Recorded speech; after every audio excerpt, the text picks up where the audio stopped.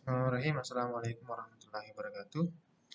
Selamat datang kembali di mata kuliah Sosiologi Kesehatan. Seperti yang eh, kakak upload di Syamhoki minggu lalu, itu adalah materi pengantar untuk Sosiologi Kesehatan sebagai materi awal. Di dalam materi itu terdiri dari beberapa hal, definisi maupun ruang lingkup dari Sosiologi Kesehatan. Nah, selanjutnya hari ini eh, akan diulas kembali, kita akan flashback kembali terkait masalah sosiologi kesehatan itu mulai dari histori sebenarnya secara singkat.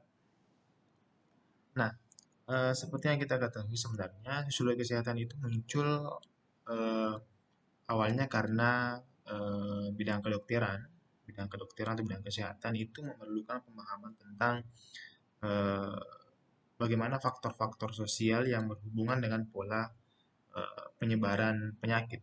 Jadi yang psikologi kesehatan muncul eh, diawali dengan bagaimana ilmu kedokteran atau bidang kedokteran itu memerlukan pemahaman tentang faktor-faktor sosial yang berhubungan dengan pola penyebaran penyakit atau dalam istilahnya itu disebut sebagai ilmu epidemiologi.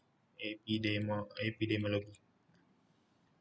Eh, Maka dari itu dalam kelompok-kelompok masyarakat tertentu sebenarnya muncul disiplin keilmuan yang dinamakan sebagai pada awalnya itu dinamakan sebagai sosiologi kedokteran. Pola penyebaran penyakit atau epidemiologi itu seiring dengan berkembangnya ilmu pengetahuan sebenarnya. Paradigma sehat itu mengubah pusat perhatian dari penyakit menjadi kesehatan, di mana awalnya pusat perhatiannya itu mengobati setelah terjadinya penyakit itu. Akhirnya, seiring dengan berkembangnya ilmu pengetahuan, eh, lebih kepada bagaimana mencegah terjadinya penyakit itu. Jadi pada awal munculnya sebenarnya itu paradigmanya itu adalah bagaimana mengubah eh, sakit itu menjadi sembuh, tapi dengan adanya ilmu pengetahuan yang semakin berkembang itu paradigmanya berbeda, berubah, yang dimana eh, berkembang mencegah sebelum terjadinya penyakit itu. Nah, dengan adanya paradigma tersebut, dengan adanya hal tersebut, maka muncullah disiplin keilmuan baru yang jadi dinamakan sebagai sosiologi kesehatan. Seperti itu. Seperti halnya ilmu-ilmu yang lain, sosiologi kesehatan itu juga memiliki beberapa konsep dasar sebenarnya yang tujuannya untuk apa? Tujuannya adalah untuk memberi gambaran atau eh, memberi kita pemahaman apa sih yang akan dipelajari. Fungsi konsep dasarnya itu apa sebenarnya? Sosiologi kesehatan dikatakan sebagai suatu ilmu pengetahuan karena memiliki sifat-sifat eh, keilmuan itu sendiri. Jadi ada setidaknya empat hal yang dikatakan kenapa sosiologi kesehatan itu sebagai suatu ilmu. Yang pertama adalah bersifat empiris. Pertama adalah bersifat empiris. Artinya adalah sosiologi kesehatan itu mempelajari apa yang benar-benar terjadi dalam suatu kehidupan sosial masyarakat. Nah, dan apa yang dipelajari dan dapat dibuktikan dalam kehidupan sehari-hari. Jadi sosiologi kesehatan itu betul-betul mempelajari yang kondisi real atau apa-apa yang terjadi di tengah-tengah kondisi sosial masyarakat dan uh, hal itu dibuktikan dengan fakta-fakta sosial atau apa yang kita sering jumpa dalam kehidupan sehari-hari. Itu yang pertama.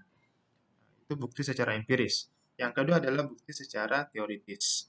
Bukti secara teoritis itu artinya eh, sosiologi kesehatan itu juga menggunakan teori-teori, beberapa teori-teori dalam kajian pembelajarannya, di mana teori-teori tersebut itu eh, yang dikemukakan oleh para ahli yang berdasar pada kondisi atau apa yang terjadi di tengah-tengah masyarakat. Itu yang disebut sebagai sosiologi kesehatan bersifat teoritis. Jadi yang pertama tadi bersifat empiris, yang kedua tadi bersifat teoritis. Nah, Terus yang ketiga adalah sosiologi kesehatan itu bersifat eh, kumulatif. Apa itu bersifat kumulatif? Bersifat kumulatif itu artinya sosiologi kesehatan itu sekarang dipelajari tidak lain eh, adalah perkembangan dari ilmu sosiologi kesehatan yang telah ada sebelumnya. Nah, perkembangan dari ilmu sosiologi kesehatan yang telah sebelumnya, sehingga ilmu sosiologi kesehatan itu bersifat dinamis.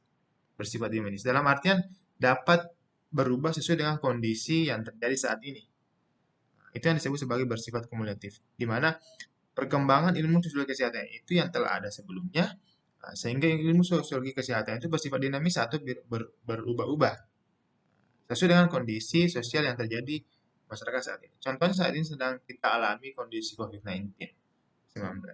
Sebelumnya kajian sosiologi kesehatan itu ada, tapi tidak meneliti atau mengkaji tentang bagaimana itu COVID-19, bahkan tidak ada bayangan bahwa akan muncul virus seperti ini di tengah-tengah eh, masyarakat Indonesia, misalkan yang dari Cina kemarin. Sehingga pada saat ini sosiologi kesehatan itu juga dapat mengkaji kondisi kesehatan yang baru lagi, bahkan sudah muncul lagi varian baru, varian Delta itu mungkin ya. Eh, tapi walau alam kita nanti lihat perkembangannya seperti apa. Nah, itulah yang disebut sebagai sosiologi kesehatan itu bersifat kumulatif. Yang pertama tadi bersifat empiris, yang kedua bersifat teoritis, dan yang ketiga bersifat kumulatif. Nah, terus yang keempat, yang terakhir adalah tidak bersifat menilai. Artinya apa? Tidak bersifat menilai di sini adalah sosiologi kesehatan tidak dapat membenarkan dan menyalahkan suatu tindakan atau perilaku individu maupun kelompok masyarakat karena tiap daerah itu memiliki norma tersendiri. Saya ulangi. Bersifat menilai itu artinya adalah ilmu sosiologi kesehatan itu tidak dapat membenarkan atau menyalahkan tindakan atau perilaku individu atau kelompok dalam masyarakat tertentu. Karena apa? Karena setiap kondisi masyarakat, setiap daerah itu memiliki norma tersendiri, aturan-aturan tersendiri atau peranata-peranata tersendiri. Sehingga apa yang dianggap salah satu di daerah itu bisa dianggap benar, di daerah lain mungkin sebaliknya. Di daerah yang satu misalkan di daerah Bone misalkan dianggap sesuatu yang benar, tapi mungkin di daerah lain itu sebaliknya. Nah, contoh di daerah kepulauan di Maluku Utara itu di Ternate misalkan ada proses ketika bayi baru lahir itu eh, kalau tidak salah istilahnya kuha, kalau tidak salah lupa ada hanya. Itu bayi ketika baru lahir atau tali pucaranya itu sudah putus, itu akan diberikan semacam bukan dupa sih, bara api yang diletakkan di atas tungku tanah dan si ibu ataupun keluarga kalau kerabat atau nenek itu eh, meletakkan tangannya di atas bara itu, kemudian panas tangannya itu diletakkan di atas perut bayi, katanya untuk menyembuhkan luka-luka dalam dan sebagainya. Tapi di suku Bugis itu tidak ada seperti itu. Bahkan anak yang baru lahir itu tidak ada perilaku khusus untuk itu. Mungkin ada perilaku-perilaku lain, tapi berbeda tentunya dengan perilaku orang tua kita di Maluku. Apakah kita yang suku Bugis misalkan atau Makassar itu menyalahkan apa yang dilakukan oleh masyarakat di Ternate misalkan atau di daerah lain Maluku? Tentu tidak. Tentu ada nilai tersendiri yang dipahami mereka dan begitu pun sebaliknya. Nah, begitu mau orang Maluku Utara ketika melihat kita misalkan memandikan bayi, mungkin mereka anggapnya sesuatu yang baru, bukan salah atau aneh, tapi sesuatu yang baru. Dan itu tidak ada, hanya kita sebagai eh, apa namanya sosiolog, terutama dalam mengkaji sosiologi kesehatan, membenarkan atau menyalahkan itu, apalagi menyalahkan ya. Dan tentunya ada aspek-aspek dari misalkan kita bisa lihat dari perspektif ilmu sosiologi kesehatan atau ilmu kedokteran misalkan. Nah, eh, beberapa contoh tadi di atas bisa kita simpulkan bersama sebenarnya apa sih itu sosiologi kesehatan. Jadi sosiologi merupakan ilmu yang mempelajari masyarakat, perilaku masyarakat, hubungan dan perilaku timbal balik antar individu, kelompok, dari keluarga masyarakat, struktur sosial proses sosial, sedangkan kesehatan itu merupakan disiplin ilmu dalam bidang sosiologi tentu.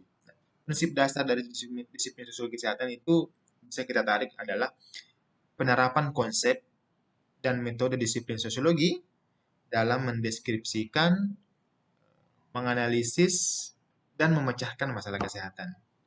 Jadi, prinsip dasar disiplin ilmu sosiologi kesehatan itu adalah penerapan konsep dan metode disiplin sosiologi dalam mendeskripsikan, menganalisis, dan memecahkan masalah kesehatan. Dengan kata lain, sosiologi kesehatan itu merupakan penerapan ilmu sosial dalam mengkaji masalah-masalah kesehatan dan lingkungan sosial masyarakat.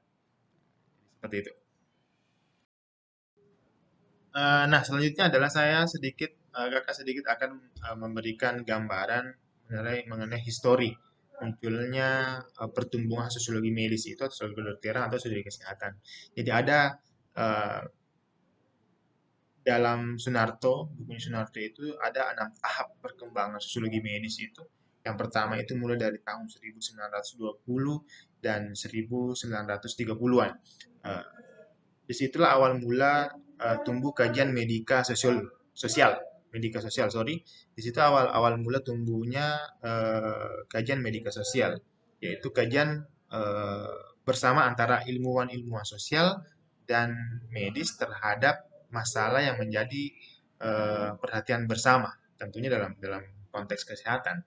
Itu di tahun 1920 sampai 1930. Nah, selanjutnya itu adalah pada tahun 1940 sampai 1950-an. Berkembanglah kajian-kajian terhadap masalah epidemiologi sosial.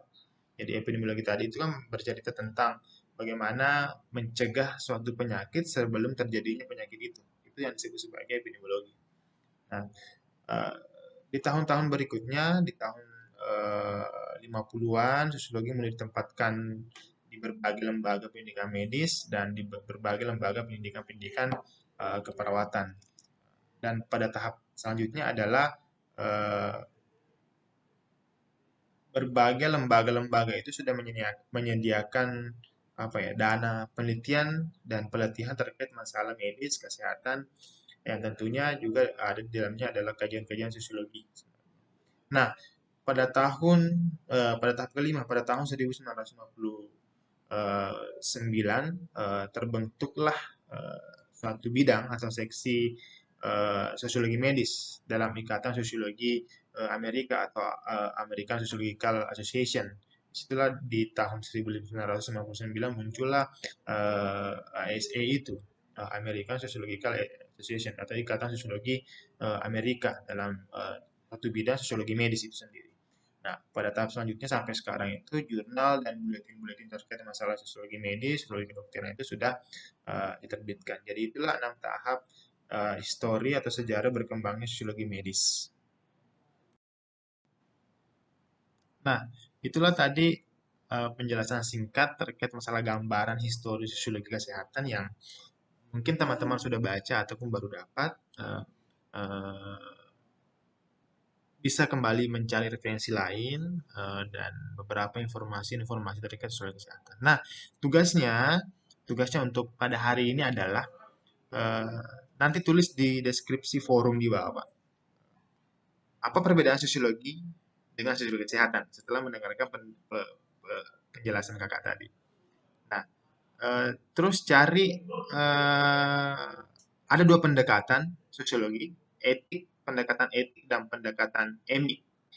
Coba cari itu apa yang dimaksud pendekatan etik dan pendekatan emik dan jelaskan kelebihan dan kekurangan masing-masing. Jelaskan kelebihan dan kekurangan masing-masing. Itu saja dulu. Klik di forum diskusi yang disediakan di course di Samute. Selamat mengerjakan dan usahakan satu orang hanya 1 kali komentar saja. Terima kasih. Wassalamualaikum warahmatullahi wabarakatuh.